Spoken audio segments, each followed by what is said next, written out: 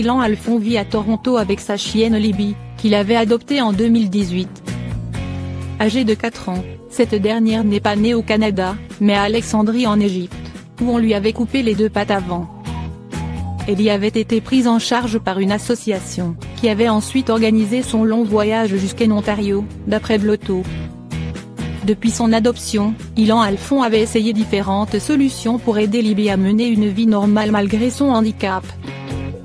Il avait tenté de lui faire porter des prothèses, mais elle ne parvenait pas à s'y adapter. Plus récemment, il a commandé un chariot personnalisé et imprimé en 3D, des États-Unis. La chienne était toutefois gênée par la longueur du bras soutenant la roue avant. Un problème qui rendait le dispositif quasiment inutilisable.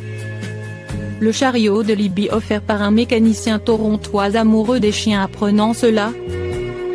Un mécanicien de Toronto s'est manifesté et a proposé de lui venir en aide. Dave Dolson, qui adore les chiens et en élève 3, a contacté Ilan Alphon pour lui demander s'il pouvait raccourcir l'élément gênant.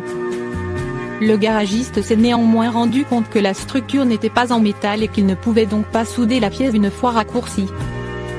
Il a alors changé d'approche et décidé de modifier presque entièrement le chariot. Il n'en a conservé que le harnais et les roues. En une journée, la nouvelle version était prête. Ilan Alphon l'a comparée à une Rolls-Royce, par rapport à ce qu'elle était avant d'être revue par Dave Dolson. Par ailleurs, ce dernier a catégoriquement refusé de recevoir le moindre centime en contrepartie de son travail. Il n'a agi que par amour des chiens et par souci d'aider. Libby, elle, a adoré son nouveau chariot. Son maître l'a emmenée au parc pour le tester, et elle s'en est donnée à cœur joie.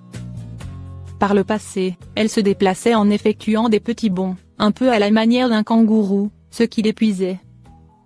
À présent, elle peut courir et jouer avec ses congénères à sa guise. Libby n'a jamais été aussi heureuse de sa vie.